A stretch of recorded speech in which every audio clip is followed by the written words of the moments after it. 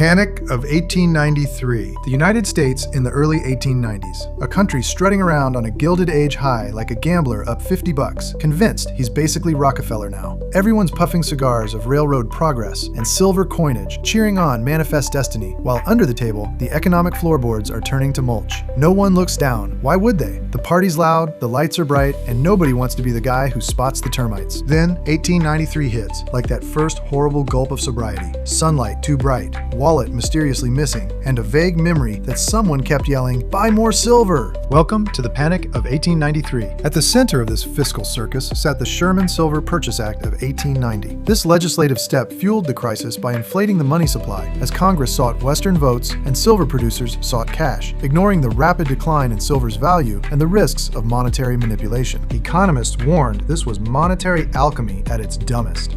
Washington shrugged, signed the bill, and ordered the Treasury to hoard silver like a doomsday prepper.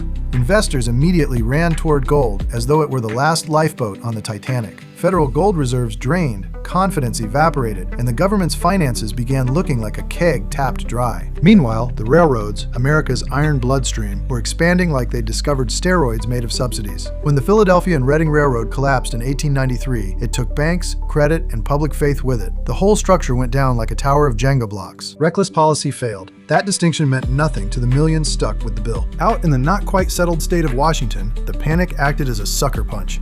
86 banks vanished, farms folded, rail lines halted mid-dream.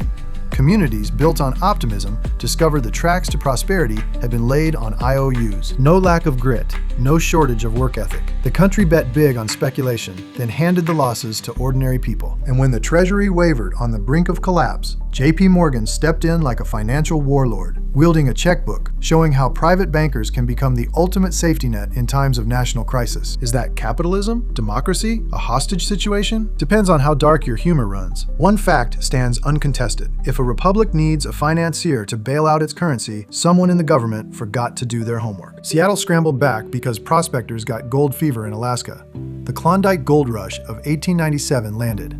The state was saved by geology's slot machine finally hitting 777s. America walked out of the burning building before the roof collapsed. The Panic of 1893 should serve as a warning siren, reminding us that speculation without accountability is arson, and that money is a tool that requires responsible stewardship to prevent disaster. Prosperity built on favoritism, leverage, and wishful thinking is a countdown to collapse. A truly free society requires a government sturdy enough to keep the system honest. Liberty dies from too little care, and the republics that ignore this lesson quietly repeat history like an awful sequel nobody asked for.